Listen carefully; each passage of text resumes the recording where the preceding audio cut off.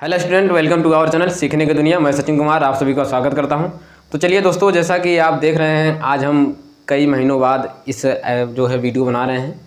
अब वीडियो तो हम पहले से ही बना चुके हैं, कक्षा क्लास 10th का चैप्टर नंबर 1 और 2 बना चुके हैं, जो कि आप लोग पढ़ चुके हैं। तो आज हम लोग जो है कुछ नए अंदाज में लेकर के आए हैं। कुछ नया चैप्टर है हमारा, नया चैप्टर मतलब तीसरा वाला चैप्टर है हमारा। मैथ का एक तीसरा चैप्टर है और उस तीसरे चैप्टर का नाम है हमारा लीनियर इक्वेशन इन 2 वेरिएबल।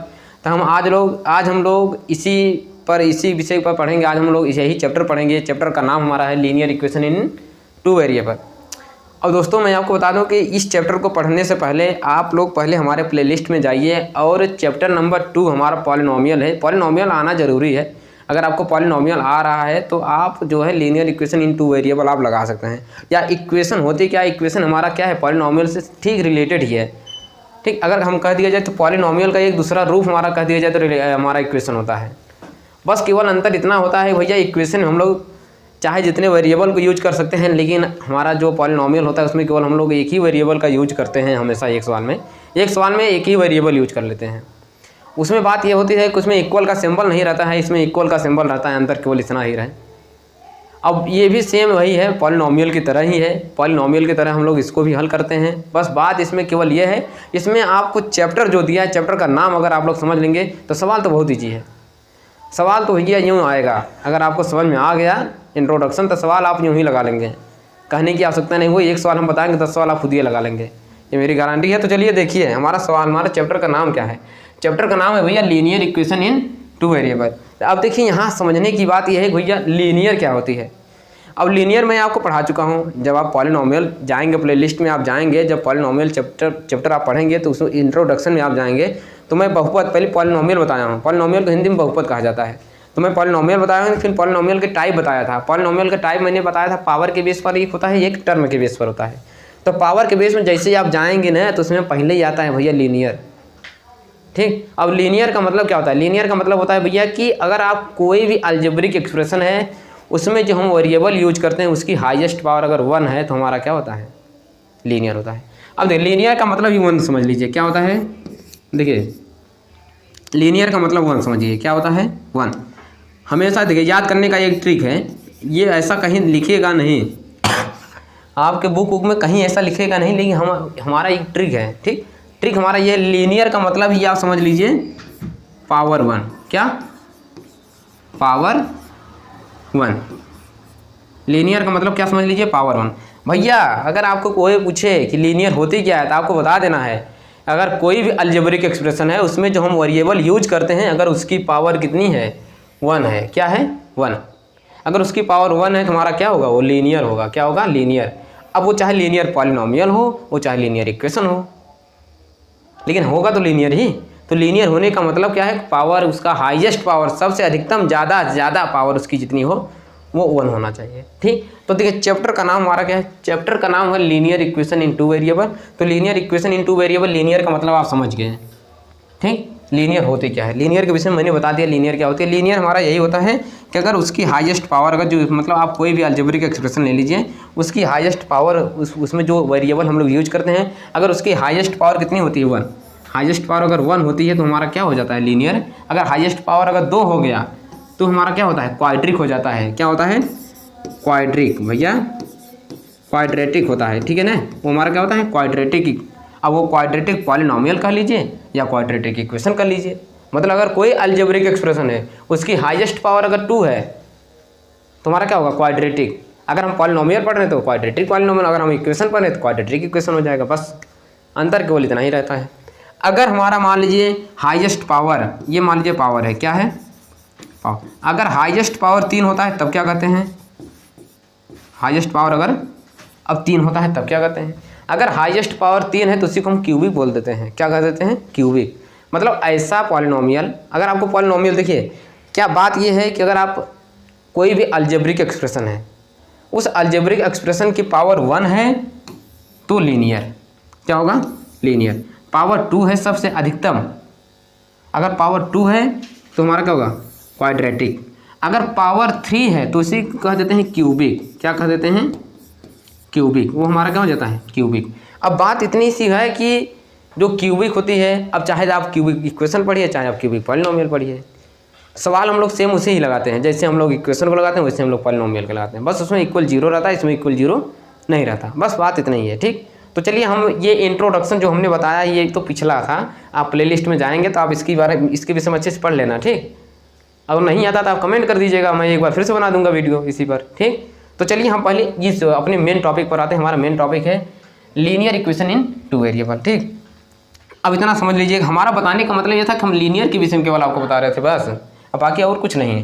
तो चलिए देखिए, अब देखिए हम पहले इसको इरेज कर लेते हैं। इरेज करने के बाद हम आपको अपने मेन टॉपिक पर आते हैं। हमारा मेन टॉपिक ही है भैया linear equation in two variable, हम उस पर चर्चा करेंगे और वो हमारी होती क्या है उसको हम लोग हल करते गए हैं। अब हल करने के लिए उसको क्या क्या नियम कानून बनाए गए हैं, जैसे क्या है, जैसे हमको चलने फिरने उठने बैठने कहीं आने जाने के लिए कुछ नियम कानून बनाए गए हैं ना, तो उसी प्रकार कुछ नियम कानून इसके लिए भी बनाए गए हैं कि इसको हम कैसे हल करेंगे, किस प्रकार से कैसे कहाँ रखेंगे, किसको कहाँ ले जाएंगे, कितना किसकी वैल्यू आएगी, तो इसके लिए भी कुछ ऐसे नियम कानून बनाए हैं, उसको हम लोग देखेंगे यार। ठीक, तो चलिए देखिए देखिए लीनियर का मतलब आप समझ गए। अब इक्वेशन क्या होता है, इक्वेशन आपको पता ही है। इक्वेशन हमारा क्या होता है कि जब हम क्या होता है व्हेन देखिए अगर इक्वेशन की बात किया जाए कि द कॉम्बिनेशन, जब हम कॉम्बिनेशन करते हैं किसका, वेरिएबल एंड कांस्टेंट का, जब हम वेरिएबल और कांस्टेंट को मैथ के किसी भी सिंबल को, ये देखिए हम वेरिएबल ले लीजिए, अब हमने करेंगे the combination of the variable and constant with 4 operation with equal sign are called equation. अब इक्वेशन क्या होता है, इक्वेशन का डिफिनेशन अच्छा हम यहाँ लिख दे रहे हैं एक बार। ठीक, इक्वेशन का डिफिनेशन हम यहाँ लिख दे रहे हैं, उसके बाद हम लोग थोड़ा सा समझाते हैं ना।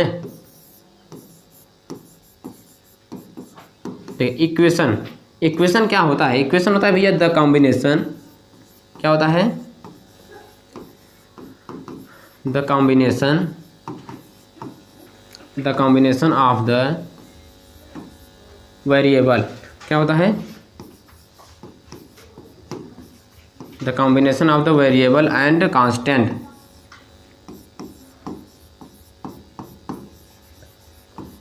देखिए the combination of the variable and constant with 4 operation,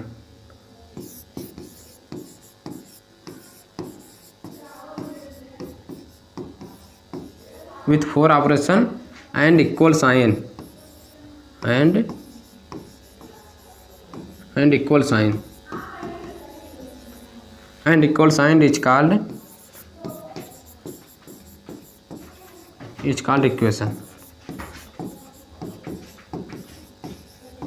देखिए क्या होता है कि द कॉम्बिनेशन मतलब जानते हैं, मतलब कॉम्बिनेशन मतलब एक साथ कंबाइंड कर दे, एक साथ मतलब ये हो कि चपकाए दे इसे, तो हमारा क्या हो जाता है, कॉम्बिनेशन होता है। मतलब आप किसी को दो को उठाइए, अब एक बार बांध दीजिए एकदम कस के, मतलब चपका दीजिए, तो हमारा क्या हो जाता है, मतलब कॉम्बिनेशन हो गया भैया, बन गया ना एकदम। ठीक, उसी को कहा जाता है कॉम्बिनेशन।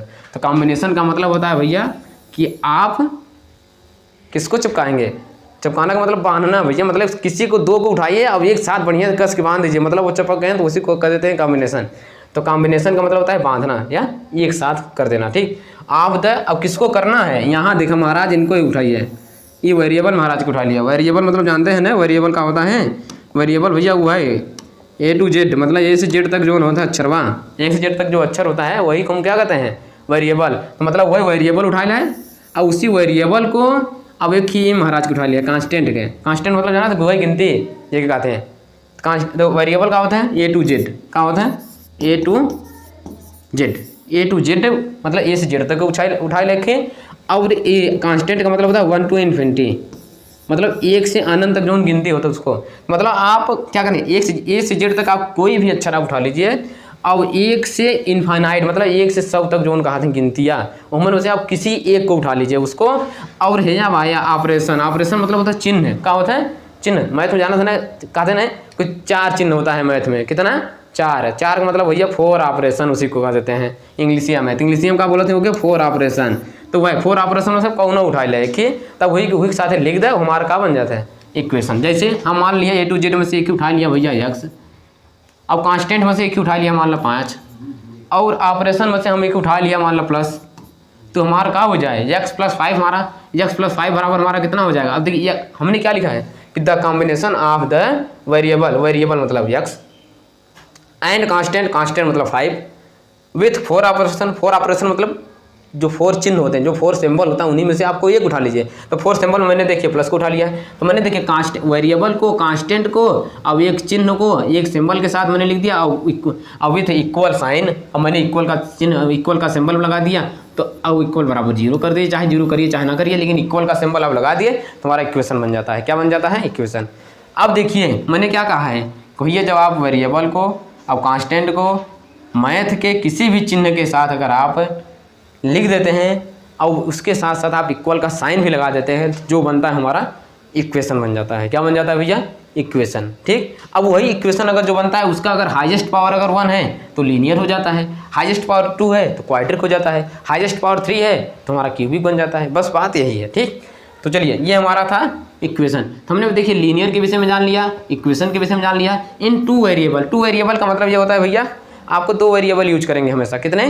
2 वेरिएबल हमेशा। 2 मतलब आपको जो इक्वेशन हम लोग पढ़ेंगे उसमें 2 वेरिएबल यूज होगा। एक आप यक्स मानिए, एक वाई मानिए, चाहे एक यस मानिए, एक टी मानिए, चाहे आप एक यस मानिए, एक यन मानिए, तो चाहे जो मान लीजिए, वो हमारा क्या होता है, वो हमारा 2 वेरिएबल इसमें यूज हो गए ना, तो वही हमारा क्या होता है? इक्वेशन होता है। ठीक, तो देखिए चैप्टर का नाम हमारा है linear equation in 2 variable. Linear हमने समझ लिया, लीनियर का मतलब होता है हाईएस्ट पावर 1। इक्वेशन आपको समझा ही दिए, यहाँ पर हमने डिफिनेशन लिख लिया। इन 2 वेरिएबल मतलब 2 वेरिएबल भैया, 2 वेरिएबल आप यूज करेंगे, मतलब 2 वेरिएबल आपको हमेशा यूज करेंगे। ठीक, तो चलिए आप अगर नोट करना चाहते हैं तो इक्वेशन का डिफिनेशन नोट कर लीजिए, नहीं तो हम लोग अपने चैप्टर पर आते हैं। ठीक, तो चलिए देखिए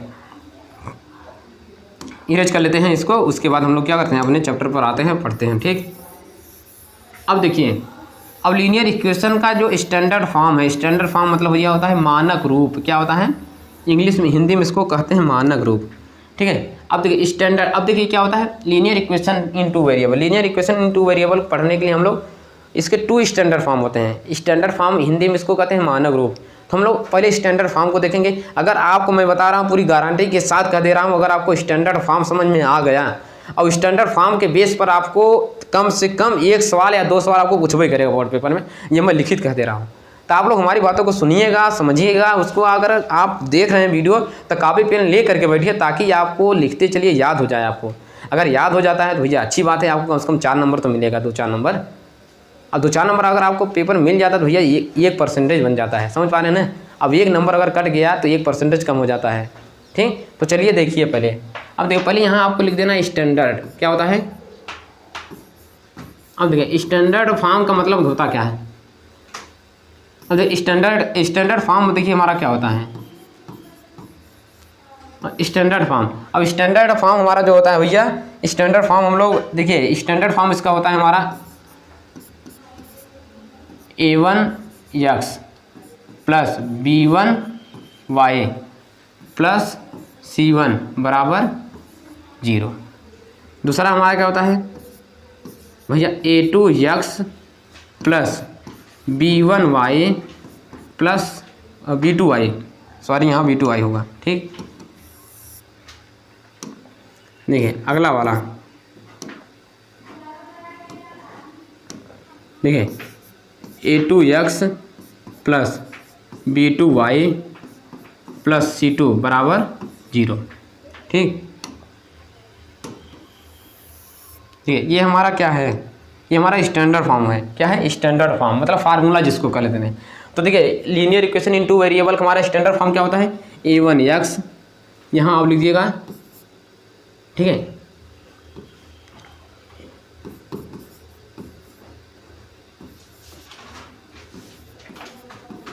स्टैंडर्ड फॉर्म।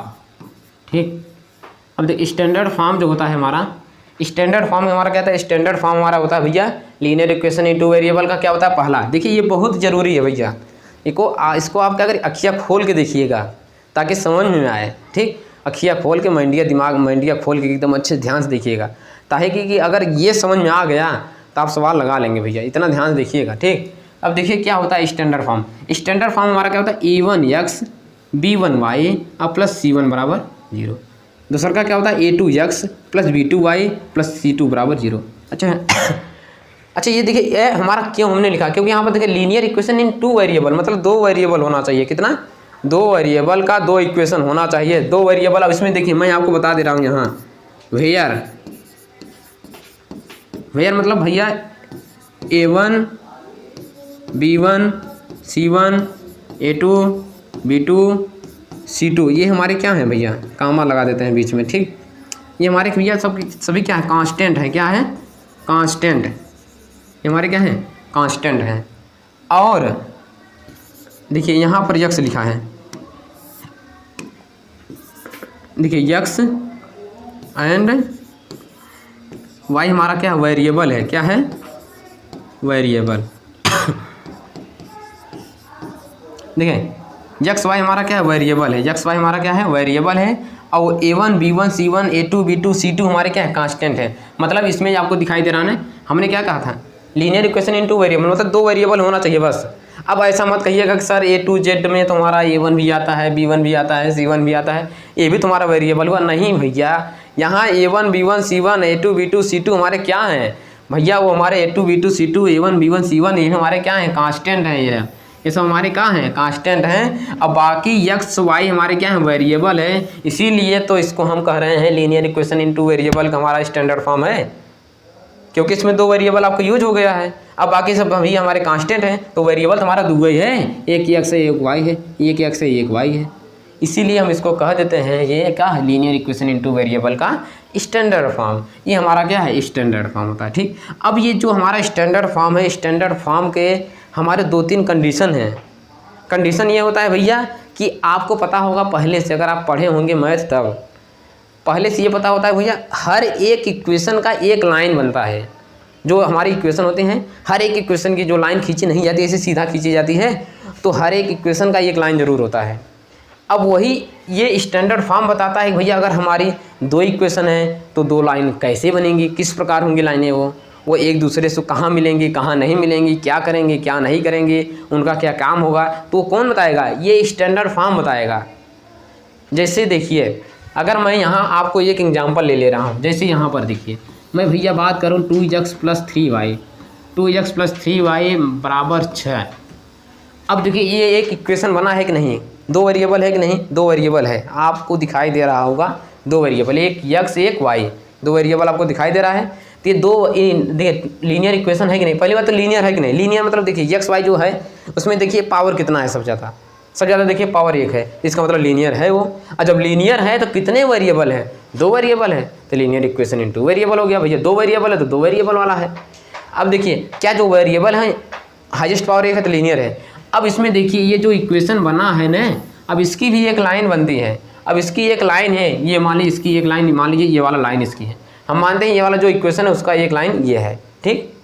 अगर मैं एक इक्वेशन और बना दूँ, मान लीजिए यहीं नीचे बना दे रहा हूँ, ठीक। अगर मान लीजिए मैं यहाँ यहीं बना दूँ 3x + 2y = 3। अब ये मान लीजिए एक इक्वेशन ये बन गया है। अब इसकी भी एक लाइन बनेगी। अगर मैं दोनों लाइन ड्रा करूँ तो हो सकता है लाइन ऐसी भी जा सकती है, दो लाइनें, और इसकी 3 कंडीशन हो सकती हैं। पहला देखिए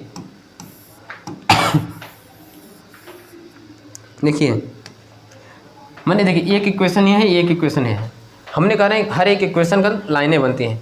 मान लीजिए इस वाले इक्वेशन का लाइन ये बनी, इस वाले इक्वेशन का ये लाइन, मान लीजिए पहला कंडीशन आपको बन सकता है कि नहीं, पहला कंडीशन आपको ऐसे बन सकता है, मान लीजिए दोनों लाइन एक दूसरे को काट सकते हैं, ठीक। दूसरा का कंडीशन क्या बन सकता है, दूसरा का कंडीशन आपको ये बन सकता है, ये दोनों लाइनें एक दूसरे के पैरेलल हो सकती हैं। ये मान लीजिए हैं कि दोनों लाइन दो इक्वेशन है, दो लाइन मान लीजिए ऐसे बन सकते हैं, पैरेलल इसको कहा जाता है। हो सकता है दोनों लाइन पैरेलल हो सकता है ये दोनों लाइन कहीं आकर के एक जगह काट दें, कहीं आकर के एक जगह मिलन कर लें आपस में, ठीक। तो ऐसे बन सकता है, ऐसे बन सकता है। तीसरा क्या बन सकता है, तीसरा आपको ये बन सकता है भैया, वो कहेगा कि अगर आप जैसे जा रहे हैं सेम हम ऐसे जा भाई, मतलब जैसे जैसे तू जाता है, जहाँ जहाँ पैर तू रखबा वहीं पैर हम रखब। तो हो सकता है भैया यही के ऊपर, मतलब क्या होता है कि तीसरा का कंडीशन ये बन सकता है कि सेम जस्ट इसी के ऊपर अगला वाला लाइन भी जाए, हो सकता है ये भी कंडीशन बन सकता है। पहला कंडीशन देखिए, अगर इक्वेशन 2 हैं तो दो लाइन बनेगी, अगर इक्वेशन 2 है तो दो लाइन। अब दोनों लाइन कैसे बन सकते हैं, पहला कंडीशन ये हो सकता है दोनों लाइनें आकर के कहीं किसी को काट दें। दूसरा का कंडीशन ये हो सकता है ये दोनों एक दूसरे को कहीं ना मिलें, कहीं कटवाई नहीं करें भैया, दोनों चली जाएँ से सीधा बराबर। तीसरा का हो सकता है भैया आप, तीसरा का कंडीशन ये हो सकता है आप एक लाइन खींचेंगे, दूसरे की लाइन भी सेम उसी पर चली जाए, सेम उसी पर हो जाए। तो ये कंडीशन, ये तीनों कंडीशन कब बनेगा, ये कंडीशन कब आएगा तो हम उसी के बारे में अब हम लोग चर्चा करेंगे कि ये लाइन कब बनती है, ये लाइन कब बनती है, अब ये लाइन कब बनती है, हम उसके बारे में चर्चा कर रहे हैं। ठीक है, तो पहले आप इतना नोट कर लीजिए, ये स्टैंडर्ड फॉर्म है भैया, ये जनरल फॉर्म जिसको कह सकते हैं या इसी को मानक रूप भी कहते हैं। आप इसको आप नोट करिए और नोट करने के बाद मैं आपको बता रहा हूँ ये जो कंडीशन मैं आपको बताने जा रहा हूँ 3 कंडीशन है। अब तीनों कंडीशन को आप एकदम अच्छे से याद कर लीजिएगा। अब ये हमारा फार्मूला है, आप जाएंगे अगर तीसरा चैप्टर खोलेंगे तो आपको पहले वही नज़र आएगा भैया, A1/A2, B1/B2, C1/C2, ऐसा कुछ आपको नज़र आएगा। तो आप अगर यहाँ अच्छे से देखे रहेंगे पक्का है तीसरा चैप्टर आप खोलेंगे कहेंगे वाह सर, वाह वाह सचिन सर, आपने तो मज़ा कर दिया हमारा, हमें पूरा आ गया सर। पक्का मैं गारंटी के साथ कहता हूँ अगर आप पढ़ लेंगे तो पक्का है आप हमें ज़रूर आप कहेंगे कि सर आप इतना अच्छा पढ़ा दिए कि मैं पूरी सवाल हल कर सकता हूँ। ठीक है, तो चलिए पहले देखते हैं, हम इसे इरेज कर रहे हैं। ठीक है, नोट कर लिए होंगे। अब देखिए ये तीनों कंडीशन कब बनता है, मतलब ये दोनों लाइनें एक दूसरे को कब काटेंगे, ये दोनों लाइनें कब पैरेलल होंगी, ये दोनों लाइनें एक दूसरे के ऊपर कब होंगी। ठीक, तो उसके बारे में हम लोग चर्चा करने चल रहे हैं। तो चलिए उसके लिए देखिए क्या होता है, हम इसको इरेज कर रहे हैं। ठीक,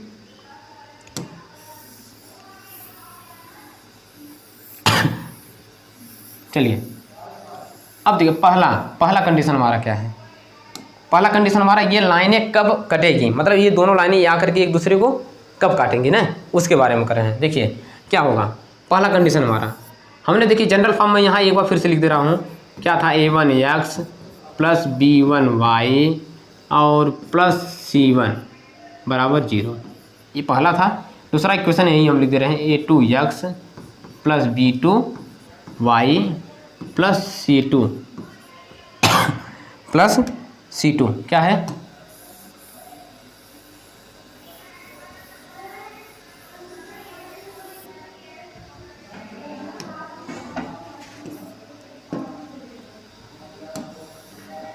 चलिए देखिए क्या था प्लस C2 = 0। ये देखिए दोनों हमारे क्या थे, स्टैंडर्ड फॉर्म थे।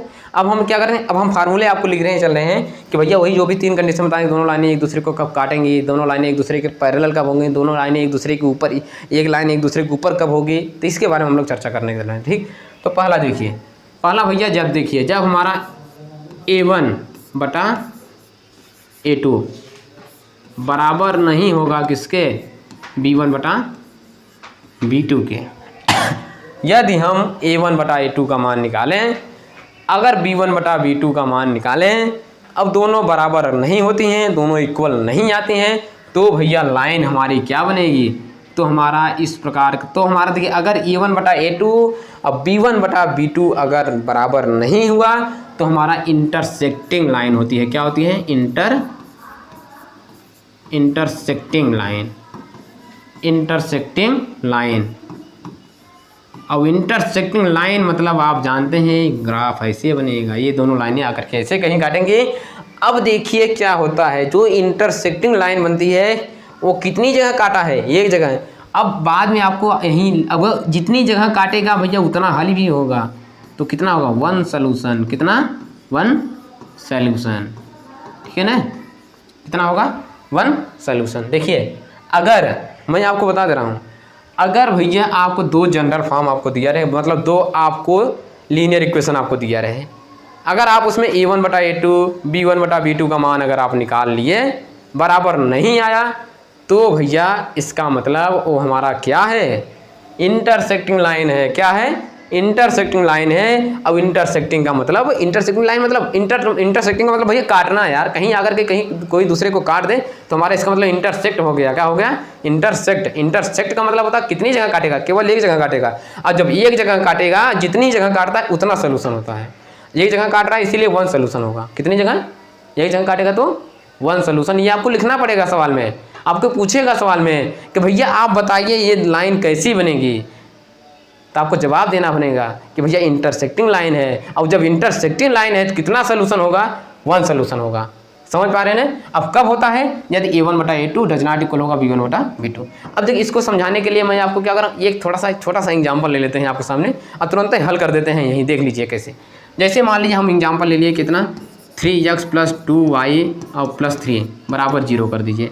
अगर मैं यहाँ कर दूँ 4x + 5y और +4 = 0। अब देखिए ये हमारा क्या है, अगर मैं यहाँ से देखूँ, देखिए पहले वाले इक्वेशन से आप a1 का मान निकालेंगे। a1 बराबर देखिए कितना आएगा, a1 बराबर देखिए यहाँ 3 आया है, ये a1 का मान है, क्या है ये 3 जो है वो a1 का मान है। अगर मैं b1 का मान देखूँ तो b1 बराबर कितना आया है 2, ये भैया b1 का मान है, b1 का मान कितना आया है 2। अगर मैं a2 का मान देखूँ तो a2 का मान कितना आया है भैया, a2 का मतलब देखिए ऊपर वाले में अगर आप ये देखिए 2 इक्वेशन आपको दिखाई दे रहा है नहीं, ये 2 इक्वेशन है, तो पहले वाले में जो होगा a1, ये देखिए ये हमारा a1 है, ये हमारा b1 है, ये हमारा c1, क्योंकि यहाँ देखिए इस x के बगल क्या लिखा है a1, तो हमारा a1 है, y के बगल का है b1, तो देखिए y के बगल का है 2, तो इसीलिए हमारा क्या है b1 का मान 2 है। देखिए x के बगल क्या लिखा है a1, तो x के बगल कितना है 3, इसीलिए a1 का मान 3। y के बगल देखिए b1 लिखा है, तो y के बगल इसमें कितना 2, इसलिए b1 का मान 2। अगर मैं यहाँ पर देखूँ x के बगल कितना लिखा है 4, तो a2 का मान कितना होगा 4। अगर मैं देखूँ y के बगल कितना लिखा है 5, तो यहाँ पर देखिए y के बगल कितना है b2, तो b2 का मान कितना होगा b2 का मान हमारा कितना है भैया 5। अगर मैं a2 का मान 4 है, b2 का मान 5 है। अच्छा क्या देखिए, अगर मैं इसी के अपान कर मान लीजिए अपान कर दीजिए, अगर a1 बटा a2 3/4, अब b1 बटा b2 2/5, क्या ये दोनों बराबर हो सकते हैं भैया? का कभी ऐसा सुने हैं? ऐसा कभी आप सुने हैं 3/4 बराबर हो सकता है 2/5 के? क्या बराबर हो सकता है? अरे कभों न बराबर हो भाई, कभों बराबर हो नहीं करें, तो 3/4 और 2/5 कभों बराबर हो सका, तो कभों बराबर नहीं हुआ। अच्छा कभी बराबर नहीं हुआ इसका मतलब a1 बटा a2 और b1 बटा b2 बराबर नहीं है। और जब बराबर नहीं है तो यही तो कंडीशन होगा भैया, a1 बटा a2 does not equal b1 बटा b2। तो आप a1 बटा a2 का मान ऐसे निकाल ले, b1 बटा b2 का मान निकाल ले, अगर देखा बराबर नहीं बा तो कौन कंडीशन बने, इंटरसेक्टिंग लाइन का होए। इंटरसेक्टिंग लाइन ऐसे बनता है, इंटरसेक्टिंग मतलब ऐसे कहीं जाकर के 2 लाइनें बनेंगी। और मैंने आपको बताया था 2 इक्वेशन है, 2 लीनियर इक्वेशन, तो 2 लाइन बनेगी। अब दोनों लाइनें कैसे बन सकते हैं, तो पहला कंडीशन अगर ऐसा बना रहा है, पहला वाला ये कंडीशन बना रहा है, तो इंटरसेक्टिंग लाइन 1 सोल्यूशन होगा। ठीक है भैया, चलिए अगर इतना आपको समझ में आया हो तो बहुत बहुत धन्यवाद। तो चलिए हम आगे के लिए अगला स्टेप देख लेते हैं। ठीक, तो इसको हम इरेज कर देते हैं, या आप नोट करना चाहते हैं तो नोट कर लीजिए, नहीं तो हम इरेज करते हैं। ठीक, चलिए थोड़ा इसको बड़ा कर लेते हैं, नहीं तो टाइम ज़्यादा लगेगा। ठीक चलिए अब हम देखिए अगला वाला कंडीशन देख रहे हैं ना। अगला वाला कंडीशन हमारा क्या है, दूसर का क्या हो सकता है हमारा, दूसर का यह हो सकता है भैया a1 बटा a2 बराबर हो सकता है b1 बटा b2 के। और क्या हो सकता है भैया, डज नॉट इक्वल भी हो सकता है c1 बटा c2 के। हो सकता है कि नहीं? ऐसा नहीं हो सकता। अरे हम मान लें, हम निकाल लिया a1 बटा a2 हमने निकाला, अब b1 बटा b2 हमने निकाला, मान लें इक्वल हो गया, बराबर आ गया। जैसे अभी हम निकाले थे एक ही सवाल में कि a1 बटा a2 निकाले, b1 बटा b2 हमने निकाला, हमने फाइंड किया a1 बटा a2, b1 बटा b2 मैंने फाइंड किया, वो इक्वल नहीं था तो हमारा इंटरसेक्टिंग हुआ। अब मान लीजिए वही इक्वल हो जाए तब जवाब होता है कि नहीं? आपको मन में सवाल उठेगा, सर मान लीजिए आपने बताया बराबर नहीं तो इंटरसेक्टिंग होगा, और जब बराबर हो जाए तब जब बराबर हो जाए तो ओकरे लिए बताओ था ना, जब बराबर हो जाए तब हम c1 बटा c2 निकाल लेंगे। हैं जो दिया रहा था c1 बटा c2 लास्ट में दिया रहा, तो उसमें हम c1 बटा c2 निकालेंगे। अगर c1 बटा c2 जब बराबर नहीं है तब क्या बनेगा, और जब बराबर नहीं होता है तभी हमारा हो जाता है पैरेलल। क्या बन जाता है भैया, पैरेलल। ठीक है, पैरेलल लाइन बनती है। क्या बनती है? अब पैरेलल लाइन क्या होती है, पैरेलल लाइन ये है भैया, पैरेलल लाइन मतलब वो लाइन एक दूसरे को कहीं काटेगी नहीं। क्या होता है, पैरेलल। अब देखो पैरेलल हमारा क्या होता है, ठीक है, हमारा क्या बन जाता है, पैरेलल लाइन। अब देखिए पैरेलल हमारा होता क्या है, देखिए a1 बटा a2 बराबर होगा b1 बटा b2। अब डज नॉट इक्वल अगर बराबर नहीं है c1 बटा c2 के तो हमारा पैरेलल लाइन होगी। अब जो पैरेलल लाइन बनाएगी, अब क्या पैरेलल लाइन कहीं किसी को काट रही है, कहीं किसी को काट रही है? नहीं काट रही। मैंने आपको बताया था जितनी जगह काटेगी उतना हल होगा, जितनी जगह काटेगी उतना सोल्यूशन होगा आपका। तो क्या ये तो इंटरसेक्टिंग लाइन एक जगह काटे थे तो 1 सोल्यूशन हो रहा है, ये तो भैया कहीं नहीं काट रही है, कहीं एक दूसरे को आकर के मिल नहीं रही है, तो हमारा क्या होगा, नो सोल्यूशन। इसी को हम कह देंगे, क्या कहेंगे, नो सोल्यूशन। क्या, नो सोल्यूशन। भैया समझ में आई है? इतना समझ में आने का हो, ठीक। क्या, अगर हम a1 बटा a2 का मान निकालें, b1 बटा b2 का मान निकालें, अगर बराबर आ जाते तो c1 बटा c2 का मान निकालेंगे। अब c1 बटा c2 का मान अगर बराबर नहीं हुआ तो पैरेलल लाइन बनेगा। क्या बनेगा, पैरेलल लाइन। अब पैरेलल लाइन ऐसी बनती है, अब अगर पैरेलल हुआ तो नो सोल्यूशन, उसका कोई सोल्यूशन नहीं है। ठीक, चलिए अब तीसरा कंडीशन क्या हो सकता है। तीसरा कंडीशन आपके दिमाग में ये भी बन सकता है। अच्छा सर ये बताइए, अगर आप A1/A2 निकाला, B1/B2 निकाले बराबर नहीं था तो इंटरसेप्टिंग आप कह दिए। अगर A1/A2 निकाले, B1/B2 निकाले और C1/C2 निकाले तो आप C1/C2 निकाले तो बराबर तो नहीं है, तो आप तो कह दिए पैरेलल है। अच्छा सर जी ये का है, ये भी तो हो सकता है A1/A2 अब B1/B2 और C1/C2 अगर सब बराबर हो जाए तब का होए। तब भैया वो के लिए बा नियम ना, चलो वो देख लें का होए। A1/A2 बराबर B1/B2 बराबर C1/C2। अगर सब बराबर हो गया तब भैया इसी को कह देते हैं कौन साइड। क्या कहते हैं? कौन साइड। कौन साइड, कौन साइड मतलब क्या होता है? कौन साइड बनाएगी भैया, कौन साइड लाइन होगी, कैसी होगी? कौन साइड। कौन साइड मतलब एक के ऊपर जस्ट दूसरका वाला दूसर कलर बना दे ताकि जानत रहे ना कहाँ दो लाइन बनाए हैं। ठीक, ये दूसरका वाला देखिए एकदम सटा करके इसे बन जाएगा। ठीक,